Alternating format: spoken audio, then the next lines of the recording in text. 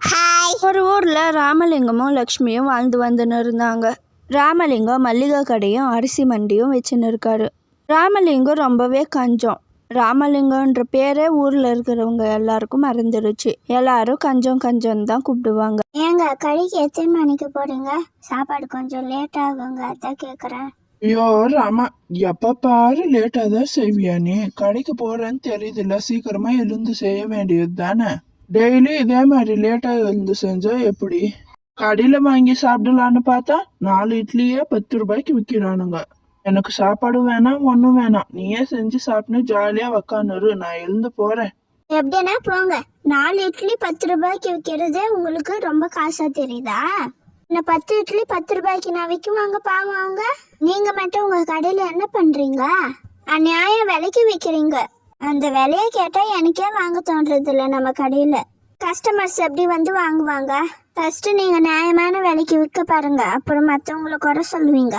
ராமலிங்கமும் சாப்பிடாம கோச்சுன்னு மாட்டு வண்டி எடுத்துன்னு அரிசி மூட்டையெல்லாம் வித்துட்டு வரலான்னு போனாங்க. என்னன்னா புது கடை ஆரம்பிச்சிருக்கீங்களா?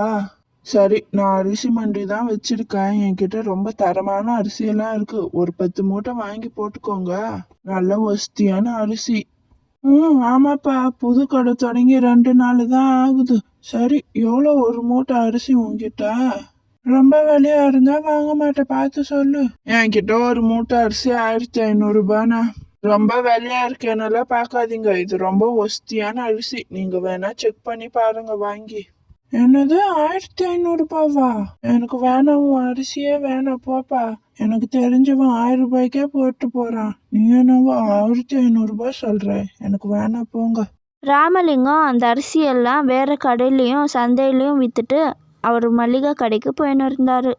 ஏன்பா கஞ்சம், எவ்வளோ 1/2 கிலோ பருப்பு ஒஸ்தி பருப்பா போட்டு கொடு. போன வாட்டியே பாதி பருப்பு பாதி கல்லு இருந்துச்சு உன் கடையில வாங்கினது. 1/2 கிலோ பருப்பு 50 ரூபாண்ணா. ஏன் கடையில வாங்குனீங்களா? இல்லையா, நீங்க வந்து 2 மாசத்துக்கிட்ட ஆகுதே. வேற யார் கடையிலனா வாங்கியிருப்பீங்க. 50 ரூபாவா? ரொம்ப விலை ஜாஸ்தியா விற்கிறப்பா நீ. வேற எந்த கடைக்கெல்லாம் நான் போல, உன் கடைக்கு தான் வந்தேன்.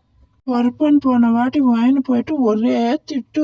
என் பொண்டாட்டிக்கும் எனக்கும் அந்த பருப்பால 1 வாரம் சண்டை. வேற கடை இல்லைன்னு தான் உன் கடைக்கு வந்திருக்கேன். சரி, 1/2 கிலோ கொடு. கடை வியாபாரத்தெல்லாம் முடிச்சுட்டு அரிசியெல்லாம் எடுத்து மாட்டு வண்டியில் போட்டுன்னு சந்தைக்கு போயிட்டு வரலான்னு போயின்னு இருந்தாரு. இவர் போகிற வழியில் காடெல்லாம் தாண்டி போகணும். அதை வித்துட்டு வரும்போது ஒரு கிணற பார்த்தாரு. தாகமாக இருக்கு, தண்ணி குடிக்கலான்னு நினச்சின்னு நின்றுன்னு இருந்தாரு. அப்போ ஒரு குரல் கேட்டது.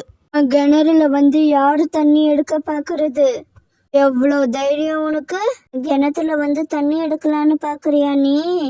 பர்மிஷன் இல்லாம கிணத்துல எல்லாம் தண்ணி எடுக்க முடியாது. அப்படி எடுக்கணும்னா ஒரு தங்க காசை போட்டு எடுக்கணும். கூடவே உனக்கு 2 வரம் கொடுப்பேன். உன்கிட்ட தங்க காசு இருந்தா அந்த கிணத்துல போட்டு வரத்தை கேளு.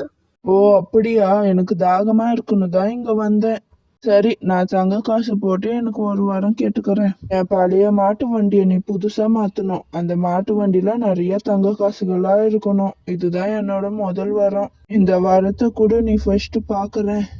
ஐயோ, நான் கேட்டது இந்த வண்டி இல்ல, எனக்கு மோட்டார் வச்ச வண்டியா வேணும். இது பழைய காலத்து வண்டி, எனக்கு இது வேணாம். என் வண்டியை தயவு செய்து மாத்தி கொடு. எப்படி நான் இது வீடு வரையும் எடுத்துன்னு போறது?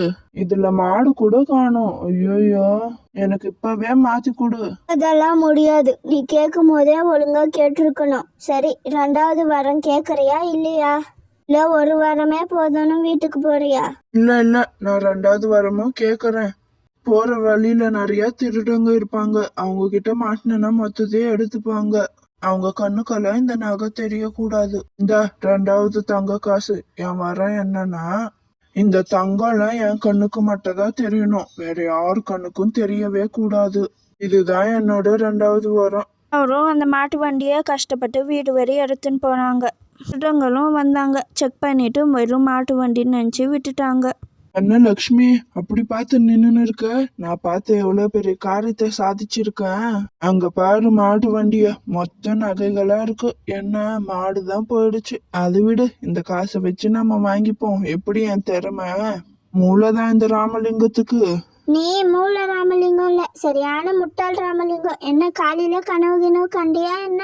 மாட்டு வண்டியில ஒண்ணுமே இல்ல, சும்மா ஏதாவது ஒண்ணு பொழுமின்னு இருக்காதே. ஐயோ, உன் கண்ணுக்கு தெரியலையா அப்போ அந்த தங்க காசெல்லாம்? 2வது வாரமும் நான் தப்பா கேட்டுட்டேன். என் கண்ணுக்கு நல்லா தெரியுதா அந்த நகைலாம்? உன் கண்ணுக்கு தெரியலையே. ஐயோ, அந்த பேய் வேற 2 வாரம் தான் ஒருத்தருக்குன்னு சொல்லுச்சே. சரி லக்ஷ்மி, நீ வா கூட.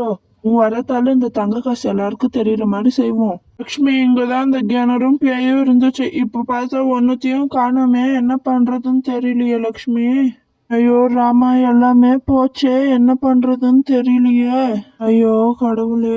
நீ போய் சொல்றியா உண்மை சொல்றியான்னு எனக்கு ஒன்றும் புரியல. இல்லை எங்கன்னா ஏமாந்துட்டு வந்துட்டியா மாட்டு வண்டியை கொடுத்துட்டு? அப்படியே உண்மையா இருந்தா கூட இந்த வரத்தெல்லாம் ஒழுங்கா கேட்டிருப்பியா நீ? ஒன்றுத்துக்கும் பிரயோஜனம் இல்லை. வியாபாரத்துலயும் அப்படிதான், விலை கம்மியா வித்தாதானே கஸ்டமர்ஸ் நமக்கு வருவாங்க. அதெல்லாம் ஒன்றும் பார்க்கறது இல்லை. எப்படின்னா போய் தொலை.